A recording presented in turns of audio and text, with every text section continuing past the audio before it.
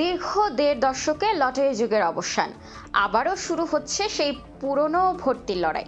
২০২৭ শিক্ষাবর্ষ থেকে দেশের সরকারি ও বেসরকারি বিদ্যালয়ে প্রথম থেকে নবম শ্রেণী পর্যন্ত লটারি পদ্ধতি বাতিল করে ভর্তি পরীক্ষা চালুর সিদ্ধান্ত নিয়েছে সরকার। শিক্ষা মন্ত্রণালয়ের মাধ্যমিক ও উচ্চ মাধ্যমিক শিক্ষা বিভাগ থেকে জারি করা এক আদেশে জানানো হয়েছে ১৩ ও ১৯ নভেম্বর আগের নীতিমালা দুটি বাতিল করা হয়েছে। গত সোমবার জাতীয় সংসদে এবং সংবাদ সম্মেলনে শিক্ষামন্ত্রী আনম এহসানুল হক মিলন এই ঘোষণা দেন। তার মতে শিক্ষার গুণগত মান নিশ্চিত করতেই এই পরিবর্তন। একটু পেছনে ফেরা যাক। শিশুদের ওপর অমানবিক মানসিক চাপ এবং কোচিং বাণিজ্যের দৌরাত্ম্য বন্ধ করতে ২০১১ সালে প্রথম লটারি পদ্ধতি চালু করা হয়েছিল। যুক্তি ছিল, যে শিশু এখনো স্কুলেই যায়নি তাকে ভর্তি পরীক্ষায় বসানো নিষ্ঠুরতা। তাহলে কেন এখন ফিরে আসা?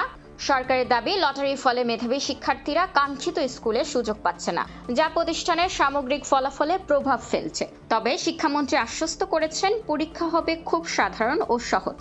কিন্তু এই সিদ্ধান্ত কি আসলেই ইতিবাচক? শিক্ষাবিদ ও অভিভাবকদের মধ্যে দেখা দিয়েছে মিশ্র প্রতিক্রিয়া। বিশেষজ্ঞদের মতে ভর্তি পরীক্ষা মানেই শিশুকে ট্রমার মধ্যে ফেলা এবং কোচিং বাণিজ্যকে চাঙ্গা করা।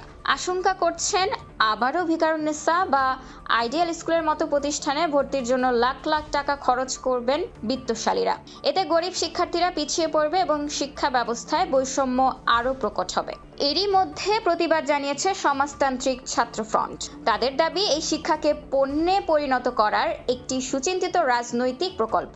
তাদের মতে প্রতিযোগিতামূলক পরীক্ষা মানেই প্রস্তুতির চাপ, আর সেই চাপকে পুঁজি করে রমরমা হবে কোচিং ব্যবসা। সাবেক তত্ত্বাবধায়ক সরকারের উপদেষ্টা রাশেদা কে চৌধুরী বলেছেন, সিদ্ধান্তটি কার্যকরের আগে মাঠ পর্যায়ের বাস্তবতা যাচাই করা জরুরি ছিল। অন্যদিকে মনোবিজ্ঞানীরা বলছেন, প্রথম শ্রেণীতে ভর্তির প্রতিযোগিতায় শিশুরা আতঙ্কিত হয়ে পড়াশোনার প্রতি অনীহা প্রকাশ করতে পারে। মেধা যাচাইয়ের দোহাই দিয়ে লটারি বাতিল করা হলেও শিশুদের শৈশব কি আবারও কোচিং সেন্টারের চার দেয়ালের মাঝে বন্দী হয়ে যাবে? ২০২৭ সাল থেকে শুরু হতে যাওয়া এই ভর্তি যুদ্ধ আমাদের শিক্ষা ব্যবস্থাকে কোন পথে নিয়ে যায়, সেটাই এখন দেখার বিষয়। খোলা কাগজ, ঢাকা।